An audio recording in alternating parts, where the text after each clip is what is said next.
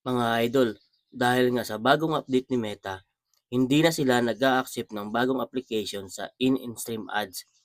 Kaya ito, ituturo ko sa inyo paano mag-apply sa bagong tools nila. Ganito mga idol, pumunta sa iyong profile at pinutin ang creator support. Ayan, maglo-loading yan saglit. At saka pinutin ang monetization. At saka program eligibility, pinutin mo yan. And then scroll down, hanapin at pinutin ang in-stream ads. Ayan, naglo-loading siya. Hintayin lang natin saglit. Ayan, kung mababasa nyo yung bagong update ni Meta, pinutin nyo itong sa ilalim yung in this form.